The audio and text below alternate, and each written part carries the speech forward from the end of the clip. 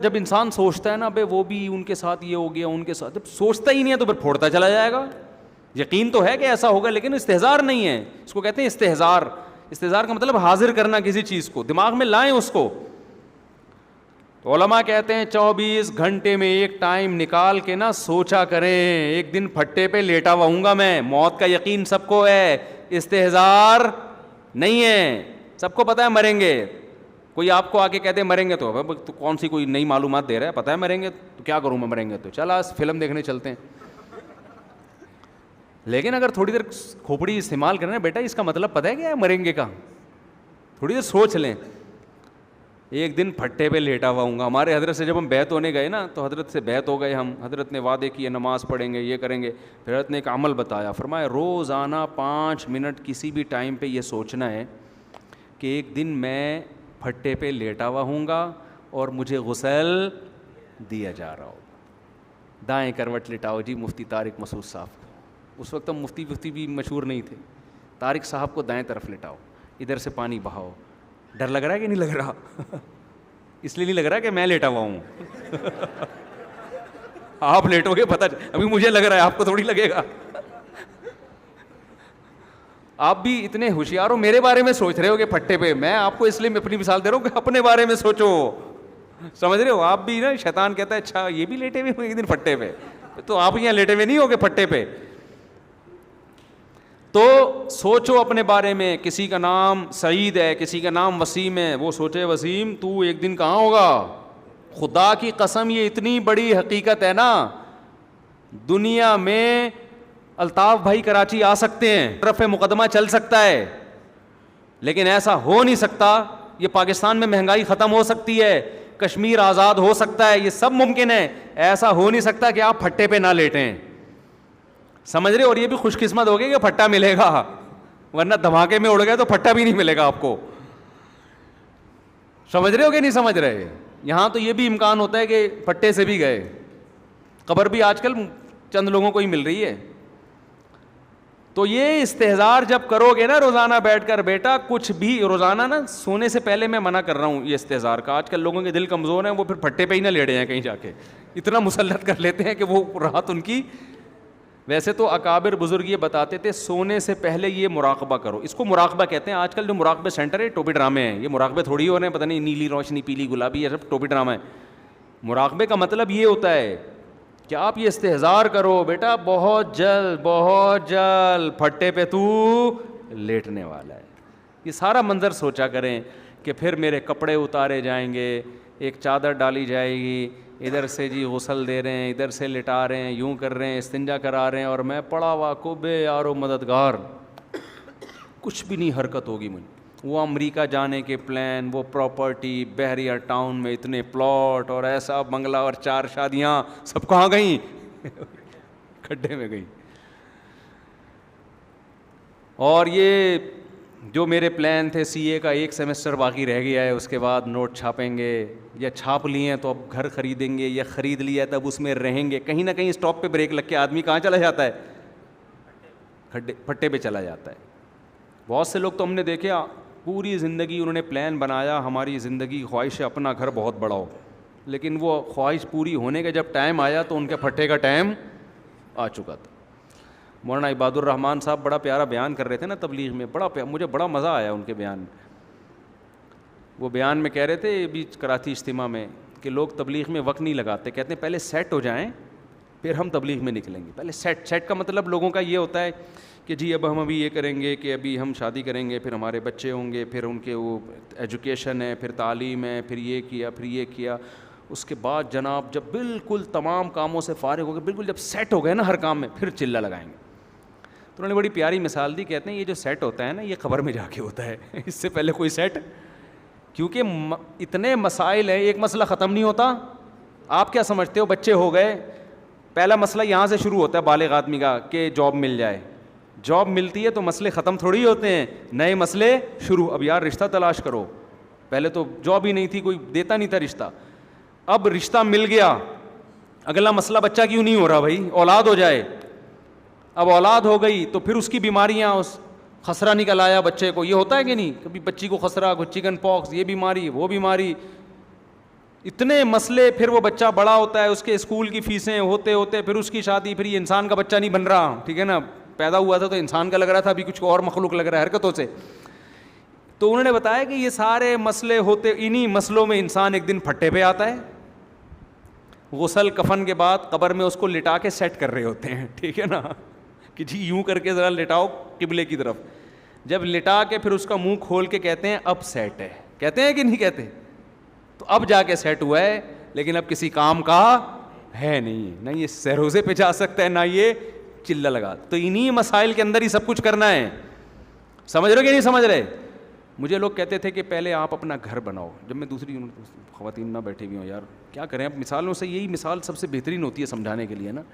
میں جب دوسری کر رہا تھا نا, ذرا آرام سے بولوں گا, میں جب دوسری کر رہا تھا تو لوگ مجھے کہہ رہے تھے پہلے سیٹ تو ہو جاؤ. کیا ہو جاؤ؟ بلکہ پہلی میں بھی لوگ کہہ رہے تھے پہلے سیٹ تو, ہماری 4,000 اس وقت 2,000 میں میری تنخواہ تھی, 4,000 میں کون کرتا ہے شادی, پہلے سیٹ ہو جاؤ. میرے دوست احباب اب تک سیٹنگ میں لگے ہوئے ہیں, 30 سال ہو گئے شادیاں نہیں کی انہوں نے. میں کہتا تھا سارے کام اکٹھے ہی ہوں گے, شادی بھی اکٹھی ہے, سیٹنگ بھی, ہم اپنے جو مالی لحاظ سے اپنے سیٹل ہونے کی بھی کوشش, بچے بھی ساتھ ساتھ ہی ہوتے رہیں. لوگ کیا کرتے ہیں, شادی ہو گئی بچے نہیں ہوں, پہلے ہماری آمدن اتنی ہو جائے. نہیں بھائی, یہ سب چیزیں کیا ہیں ساتھ. پھر ہم نے کہا اب دوسری کر لیتے ہیں. تو مجھے یاد ہے ایک ہمارے خاندان کی خاتون آئی, انہوں نے کہا اپنا گھر تو بنا لو, پیسے بچا کے بیٹا اپنا گھر بنا لو پہلے, پھر کرتے رہنا. ہم نے کہا سارے کام کیا ہوں گے, ساتھ ساتھ ہی. تو ہوتے رہے سارے کام, بچے بھی ہو رہے ہیں, ہو ہی رہے ہیں نا. اگر میں یہ سوچ کے بیٹھ جاتا پہلے سیٹ, تو جب ہم, وہی ہے نا کہ جب بادام تھے, جب دانت تھے تو کھانے کے لیے بادام نہیں تھے, جب بادام کا انتظام ہوا تو منہ میں کھانے کے لیے دانت ہی نہیں. کتنے لوگ ہیں جو بیچارے سیٹ ہوتے ہوتے اب ان میں جذبے ہی ختم ہو گئے, ان کو سمجھایا جائے کہ اب کل کہہ رہے شوق ہی نہیں رہا. تو سارے مسئلے, ہر دین بھی, لوگ پتہ ہے کیا کرتے ہیں, یار ہم نا بھی, میں نے لوگوں کو اکثر نوجوانوں کو میں کہتا ہوں, یار تم سے اگر گناہ نہیں چھوٹ رہا نا, کوئی عادت پڑ گئی ہے, لت پڑ گئی, تم تبلیغ میں 4 مہینے کے لیے نکل جاؤ.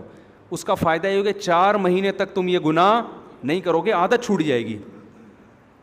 وہ پتہ ہے کیا کہتے ہیں, وہ کہتے ہیں اچھا پھر ایسا ہے کہ پہلے ہم یوں کر لیں, پھر یوں کر لیں, پھر یہ کام ہو جائے, پھر یہ کام ہو جائے, پھر یوں ہو جائے, اور اس دوران جی بھر کے گناہ کر لیں, اس کے بعد ہم جائیں گے. میں کہتا ہوں کبھی بھی نہیں جاؤ گے, قیامت آ جائے گی نہیں جاؤ گے. جاتا وہی ہے جو چلا جاتا ہے, سمجھ رہے ہیں نا, جاتا وہی ہے جو چلا جاتا ہے, جو نہیں گیا نہیں گیا. انگلش میں نا ہی ایونٹ ایسا ایونٹ کہ وینٹ ایونٹ. کسی نے کراچی والے بندے سے پوچھا کہ وہ گیا ایسا گیا کہ گیا ہی گیا, اس کا انگلش میں ترجمہ کرو. اس نے کہا ہی ایونٹ ایسا ایونٹ کہ وینٹ ہی ایونٹ. تو کیا ہے, وہ کیفیات پیدا کرنا ضروری. وہ استحضار سے, تو روزانہ 5 منٹ نکال کے موت کا تصور کرنا ہے. بار بار یہ دنیا مسافر خانہ ہے, رہنے کی جگہ بولو نہیں ہے, سب مٹی ہے بھائی, مریں گے, پھٹے پہ لیٹے ہوئے ہوں گے تھوڑے دنوں میں. پھر بتاؤ اگر برے اعمال کیے ہوں گے تو آگے قبر کا حال کیا ہوگا. پھر حضرت عمر رضی اللہ تعالیٰ عنہ کا جب شہادت ہوئی نا, تو انہوں نے کہا کہ مجھے جلدی دفنانا, اس لیے کہ اگر میں برا ہوا تو ایک بوجھ اپنے سر سے اتارو گے, اچھا ہوا تو مجھے میرے انجام تک جلدی پہنچاؤ. آگے قبر میں تو مومن کے لیے جنت کے باغات میں سے باغ ہے, وہ مومن چاہتا ہے جلدی پہنچوں میں اپنے منزل کی طرف. فروح و ریحان و جنت نعیم. تصور کریں موت کا وقت ہوگا, اللہ کہتے ہیں برے لوگوں کی روح نکالتے ہیں سخت فرشتے, اور نیک لوگوں کی روح اچھے فرشتے نکالتے ہیں. یہ تو میں نے واقعات بھی سنا ہے نا, کچھ لوگوں کے اپنے موت کے وقت کے مشاہدات ہیں. میں نے تو بیان میں بتایا تھا, ابھی نہیں دوبارہ بتاؤں گا, لمبی بات ہو جائے گی. ہم نے شہداء کے خون کی خوشبو اللہ کی قسم اپنی ناک سے سونگھی ہے, اپنی ناک سے سونگھی, اور ہمارے بہت سارے ساتھیوں نے سونگھی ہے, میں اکیلا نہیں ہوں. تو کتنی موٹیویشن ملتی ہے یار, ایک یہ انجام بھی ہے. اور اگر خدا نہ خواستہ زنا کرتے ہوئے موت آ گئی, چوری کرتے ہوئے بھی لوگ مرتے ہیں کہ نہیں مرتے. ہم ایک دفعہ کہیں ماڑی پور سے آ رہے تو ایک کھمبے پہ ایک چور چپکا ہوا ہے, بجلی کا کوئلہ بنا ہوا ہے. وہ صبح کے وقت نا یہ جو تاریں ہوتی ہیں نا کاٹنے کے لیے کہیں گیا اور چپک گیا. کتنی بری موت ہے یار, اس کے ایسے کے خون سے خوشبو آئے گی, بولو نا. تو انجام بھائی اچھا انجام کون نہیں چاہتا کہ میرا انجام اچھا ہو. آگے قبر ہے ہزاروں سال, تو یہ بار بار بار بار سوچنا ہے. اس سے کیا ہوگا؟ ایمان کے ساتھ ساتھ کیفیات بننا شروع. جب بہت زیادہ سوچے گا نا یہ, تو آہستہ آہستہ نماز میں دل لگنا شروع. یا جانا کدھر ہے ہم نے؟ اللہ کے پاس جانا ہے, تو پہلے سے آگے کھڑے ہو جاؤ, پہلے سے دوستی لگا لو اللہ سے, مزہ آئے گا نماز میں. دوسرا کام کیا, یہ بہت لمبا ٹاپک ہے, اس کو میں کبھی کسی اور وقت اور ڈیٹیل سے بیان کروں گا کیا کیا کرنا چاہیے. دوسرا کام جو کرنے کا ہے وہ ہے تذکرہ. جس چیز کا تذکرہ زیادہ کرتا ہے نا انسان, اس کی کیفیات بننا شروع. آپ ہر وقت لڑکیوں کی باتیں کرنا شروع کرو, آپ ایک نمبر کے ٹھرکی ہو جاؤ گے. حقیقت ہے, آپ کالج میں دیکھ لو, یونیورسٹیوں میں دیکھ لو, لڑکے جو لڑکیوں کی باتیں ہر وقت کرتے رہتے ہیں نا, وہ لڑکیاں وہ دیکھ کیسی لگ رہی ہے, وہ دیکھ کیسی لگ رہی ہے, وہ کیا بن جاتے ہیں بالآخر؟ وہ ٹھرکی, آٹو پہ ہو جاتے ہیں. وہ بڑھاپے میں بھی ویسے کے ویسے ہی رہتے ہیں. وہ حقیقت ہے یہ. اور جو اپنی پڑھائی میں دلچسپی لیتے ہیں, یہ تبصرے زیادہ نہیں کر رہے ہوتے, وہ انسان کے بچے بنے رہتے ہیں. یہ انسان کی عادت ہے, جس چیز کا تذکرہ کرتا ہے تو وہ کیفیات اس کی بننا شروع. تو آپ اللہ کا ذکر زیادہ کرو گے, جنت جہنم کا تذکرہ زیادہ کرو گے, موت کا تذکرہ زیادہ کرو گے. حدیث میں آتا ہے اکثروا من ذکری ہادم اللذات الموت, وہ چیز جو لذتوں کو فنا کرنے والی ہے نا, موت, اس کا تذکرہ زیادہ کرو. حضرت عمر نے جو مہر بنائی تھی نا, اسٹیمپ, انگوٹھی, اس پہ کیا لکھا ہوا تھا؟ کفا بالموت واعظا, موت نصیحت کے لیے کافی. جہاں بھی اسٹیمپ لگاتے اس پہ یہ لکھا ہوا تھا. حضرت عمر نے اپنی نصیحت کے لیے یہ کیا ہوا تھا. حالانکہ ان کو کیا ضرورت تھی نصیحت کی بھائی, وہ تو اللہ کے خوف سے رو رو کے نالیاں بن گئیں. لیکن اپنے آپ کو موٹیویٹ کرنے کے لیے نا, ہر وقت دیکھ عمر ایک دن تو دنیا سے جائے گا. جہاں بھی وہ تو خلیفہ تھے نا, جگہ جگہ تحریریں لکھ کے اسٹیمپ لگانی پڑتی تھی. جب اسٹیمپ لگاتے موت لکھا ہوا آتا سامنے, کفا بالموت واعظا, کفا بالموت واعظا. اور ہم نے آج اپنی زبانوں سے سوچنا تو دور کی بات, موت کا تذکرہ کرنا بھی ختم. جہاں بیٹھو موبائل کی باتیں, جہاں بیٹھو لڑکیوں کی باتیں, جہاں بیٹھو ایکٹروں کی باتیں, فلموں کی باتیں, میچز کی باتیں, سیاست کی باتیں. ابے وہ ایسا ہو گیا, ابے وہ اسٹیبلشمنٹ نے یہ کر دیا, ابے وہ اس نے یہ کر دیا, ابے تبے. سارا دن گھر میں جاؤ تو آلو کباب انڈے پراٹھوں کی باتیں. بیگم کی بات شروع ہوتی, انڈے لینے بھیجا تھا, لائے, وہ آپ کو لے کر آ گیا, نہیں لے کر آ گیا, تنخواہ کے, یہی بات. وہ بھی اگر اللہ کے لیے بیگم سے باتیں کرو نا, تو یہ بھی عبادت ہے, اس میں بھی آپ کی کیفیات بنیں گی. ایک خاتون نے بتایا کہ میرا میاں اتنا نیک آدمی ہے, تعریف کر رہی تھی اپنے میاں کی, کوئی غلط الزام نہیں لگایا. یہ اس خاتون کے ایک نمبر ہونے کی دلیل. کہہ رہے اتنے نیک کہ ہر وقت اللہ اللہ ہی کرتے رہتے ہیں گھر بیٹھ کے, مجھ سے بات ہی نہیں کرتے. گھر میں آئیں گے صبح و شام اللہ کا ذکر.